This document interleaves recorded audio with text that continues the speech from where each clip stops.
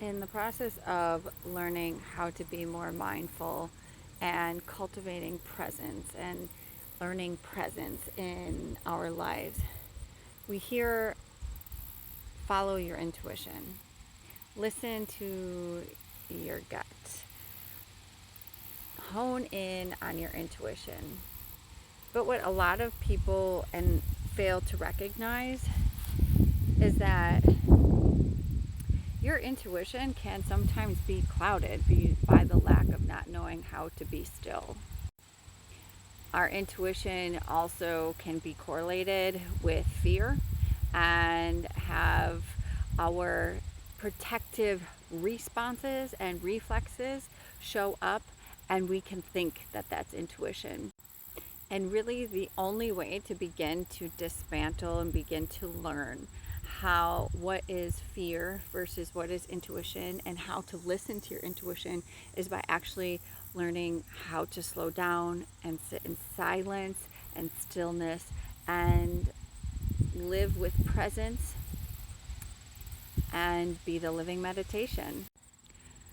Learning to meditate and how to be silent and work with your mind instead of fighting your mind is actually a layered process.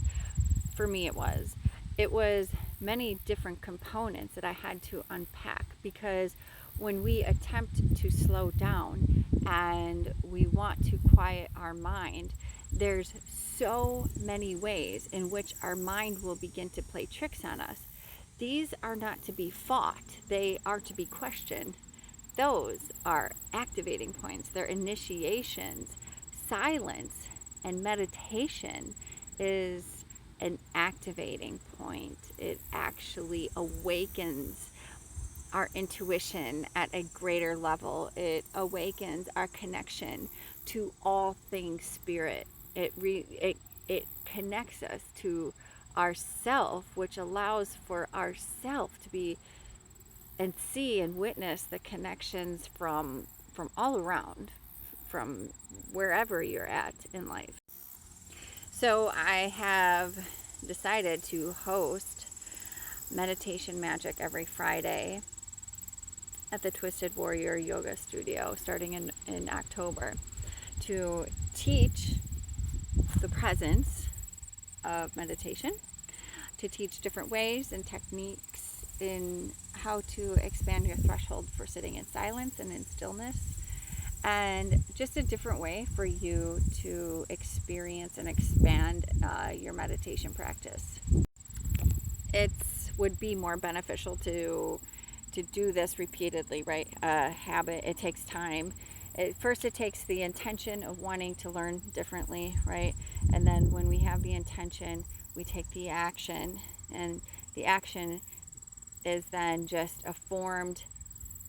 we create a formed habit, and eventually from doing the formed habit for so long, it becomes a part of us. It becomes embodiment of that.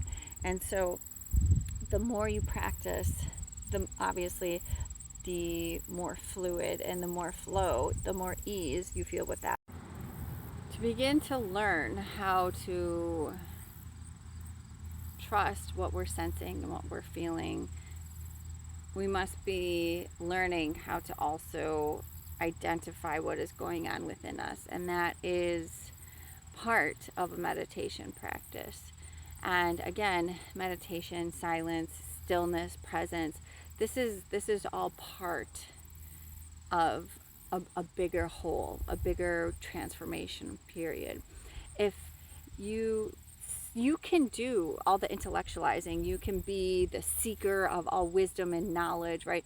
You can know how your body works, you can know how to move through these things. Like for me, I am a avid runner, and I am a seeker of knowledge. But the one thing that was one of the most difficult things to do was to sit still, was to allow for whatever arises to arise. It was to sit with myself. I think a lot of the things that we do in this world, in society, is to keep us distracted from us. And So the most difficult thing to do sometimes is the exact thing that we need to learn how to do. And that was definitely true for me, because I learned and intellectualized so much of the awakening process, but I couldn't actually anchor it in, ground it, and embody it until I knew how to sit still, until I knew how to be in my body, until I knew how to calm my nervous system down, until I knew how to actually be present in those moments, right?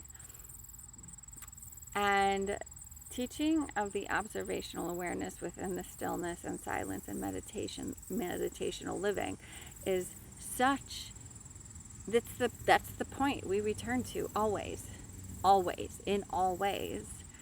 So if this is something that you are ready for on your journey, I would look forward to having this with you and to being able to guide people through this, what is super simple, yet quite layered process of stillness, presence, mindfulness, and living meditatively. So that is every Friday, beginning in October, at the Twisted Warrior Yoga Studio.